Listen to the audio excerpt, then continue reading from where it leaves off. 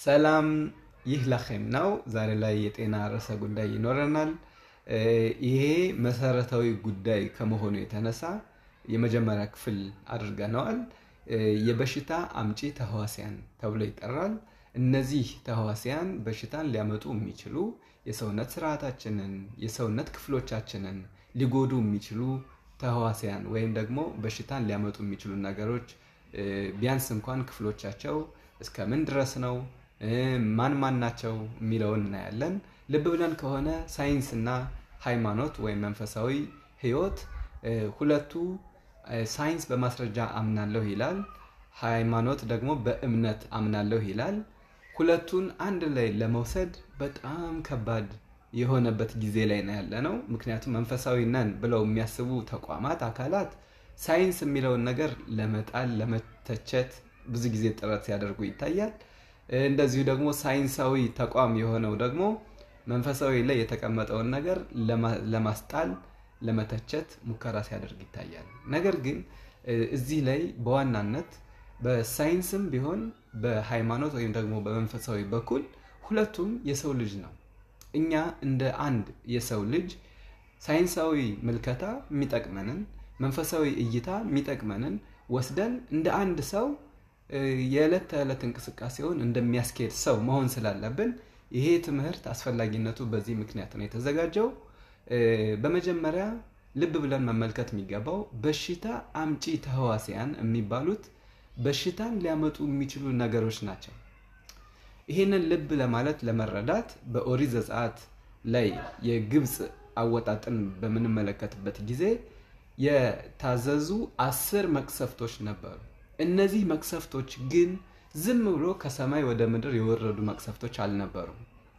ወይም አንዳንድ መንፈሳዊ ነን ብለው የሚያስቡ ሰዎች እንደሚያስቡት ዝም ብሎ በቃል ብቻ የሚሆኑ ነገሮች አልነበሩም። ነገር ግን ለምሳሌ በቀላሉ በትንሹ ከ10 የመቅሰፍቶች መካከል ማለት ነው ቅማል አንዱ ነበር።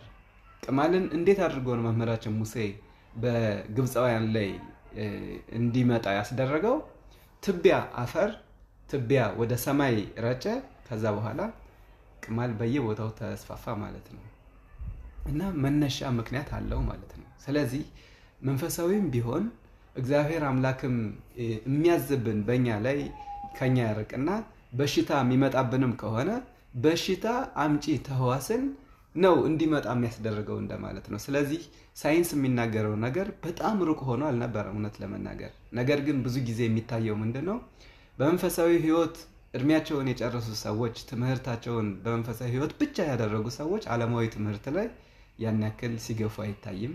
ወይም በተቃራኒው ዓለማዊ ትምህርት ላይ በጣም እድሜያቸውን የገፉ ሰዎች በመንፈሳዊ ህይወት ላይ ያላቸው ደካማ የእምነት እይታ እንደዚሁም ደግሞ የእውቀት ይዞታ ስላላቸው በዚህ ምክንያት ሁለቱ የተለያዩ ዓለማትና ማይገናኙ እስኪመስሉ ድረስ ኖረዋል፣ ይኖራሉም ወደፊትም። ይሄ ብርቅ አይደለም።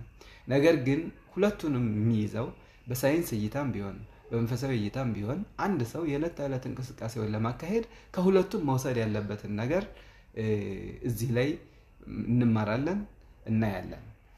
ስለዚህ በሽታ አምጪ ተህዋሲያን እነማን ናቸው? በዘመናችን እስካሁን ድረስ ከደረስንበት ድረስ ሕክምና እስካለው ደረጃ ድረስ በሲዲሲ ወይም ደግሞ በሽታን የመቆጣጠሪያ ማዕከል እና በደብሊውኤችኦ ወይም ደግሞ የዓለም የጤና ድርጅት መሰረት ማለት ነው የሚታወቁ በሕክምና ትምህርት ቤትም የሚሰጡ ዋና ዋና ክፍሎች ተብሎ የሚጠሩ 6 ናቸው። ከ6ቱ ግን እኛ 5ቱን ነው የምናየው። ምክንያቱም 6ኛው በአንደኛው ክፍል ከምናነሳው ጋር ተያያዥነት ስላለው ያን ያክል ጠቃሚ ነው ብዬ አላስብም። ስለዚህ የመጀመሪያው ባክቴሪያ ነው። ባክቴሪያ ወይም በዕብራይስጡ ሃይዳክ ይባላል። ይሄ በዘመናችን ክትባትን መስራት ተችሏል። እንደዚሁም ደግሞ መድኃኒትም መስራት ተችሏል። ሁላችንም የምናውቀው አንቲባዮቲክስ ወይም ደግሞ አንቲቢዮቲካ የሚባለው በአሁኑ ጊዜ ባክቴሪያን ለማጥፋት ለመግደል ከናካቴው ለማጥፋት የሚችል መድኃኒት ፍቱን መድኃኒት ነው። የባክቴሪያው አይነት ይፈለጋል። ከዛ በኋላ ለሱም የሆነውን የአንቲባዮቲክስ አይነት መደብ ታይቶ ይሰጣል። በሚገባ መድኃኒቱ ፍቱን ሆኖ መግደል ማጥፋት ተችሏል። ሁለተኛው ቫይረስ ነው ወይም ደግሞ ናጊፍ ይባላል። አሁንም ናጊፍ የሚለውን ከ10ሩ መቅሰፍቶች ውስጥ መመልከት ይቻላል በኦሪት ዘጸአት ላይ የዕብራይስጡ ማለት ነው። እዛ ላይ ነው ናጊፍ የሚለው ቃል የተወሰደ። ምክንያቱም በቅጽበት በጣም ብዙ ቦታ በአንድ ጊዜ የሚራባ ስለሆነ በዚህ ምክንያት ናጊፍ የሚለው ለቫይረስ ተሰጥቷል። ይሄ በዘመናችን አንድ መድኃኒት ብቻ አለን፣ አሳይክሎቪር የሚባል ይሄም ሄርፐስ ሲምፕሌክስ ቫይረስ የሚባል አለ HSV ለዚህ መድኃኒትነት የሚውል ነው እንጂ ሌላ መድኃኒት የተዘጋጀ የለንም። ቫይረስ ላይ ክትባት አሁን ከኮሮና ወዲህ በጣም ብዙ እመርታዎች ወይም ደግሞ እድገቶች እያየን ነው፣ እግዚአብሔር ይመስገን። ምክንያቱም RNA ላይ ስራ መስራት እንደሚቻል ያሳየ ነው። ምንም እንኳን ብዙዎቹ ያለቁብን ማለት ብዙሃን ስላለቁበት እንጂ ግን በዛው ልክ ሁሉም የተረባረበበትና የመድኃኒት ቅመማ ፋብሪካዎች፣ የክትባት አምራቾች፣ የጤና ድርጅቶች በመላው ዓለም ሁሉም እጅና ጓንት በመሆን ትልቅ እመርታን አሳይተዋል። እኔ ስማር ቫይረስ መድኃኒት የለውም ክትባትም የለውም ነበረ ስማር የነበረው። አሁን ላይ የተወሰነ ለውጥ ታይቷል። ምክንያቱም RNA የሚባለው የቫይረስ ክፍል ላይ ስራ መስራት ስለተቻለ እና በአሁኑ ጊዜ ፋይዘር ለምሳሌ የሚባለው የኮሮና ክትባት ወይም ሂሱን ከዚህ RNA ከተባለው ላይ ነው የተወሰደው፣ ሜሴንጀር RNA የሚባለው ላይ። ስለዚህ በዘመናችን የተወሰነ ለውጥ አለን። ነገር ግን እስካሁን ድረስ ይሄ ነው ተብሎ የሚታወቅ መድኃኒት የለንም፣ አሳይክሎቪር ካልነው ውጪ ማለት ነው።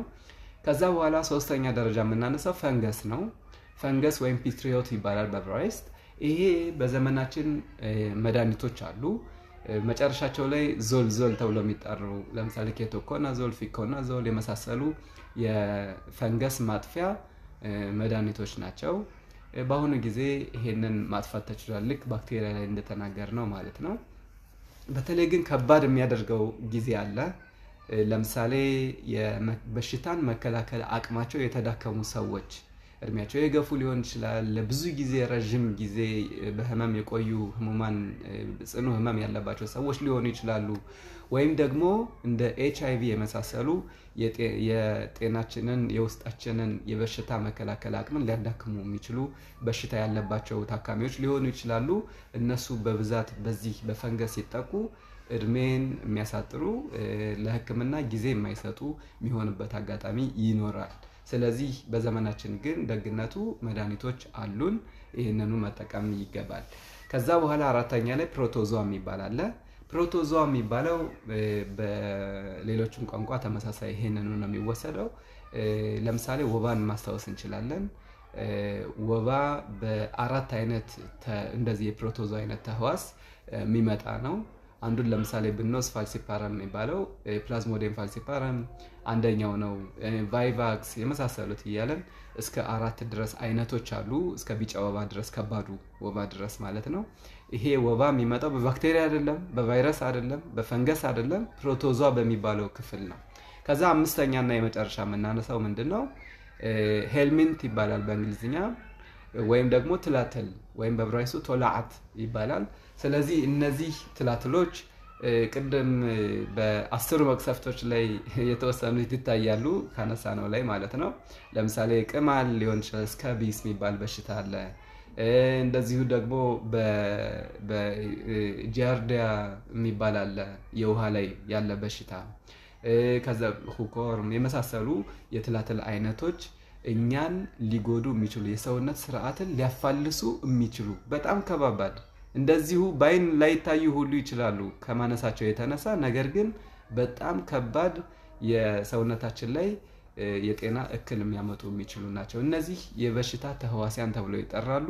ሕክምና የሚያስደርገው እነዚህን የበሽታ ተህዋሲያንን ለይቶ ማወቅ ሲችል ነው። አንድ ሐኪም እውነትም በጣም የተሳካለት ሕክምና አካሂዷል ተብሎ ሊወራለት የሚችለው እንጂ የበሽታ ምልክቴን ለምሳሌ ሳል አሳለኝና ሄጄ ሳል እያሳለኝ ነው በማለቴ ከዛ ነጌድ ሺኡል ወይም ደግሞ አንታይቲዩሲቭ ይባላል በእንግሊዝኛ፣ ወይም ሳልን ሊቀንስ የሚችል መድኃኒት ቢሰጠኝ ይሄ ሕክምና አይደለም።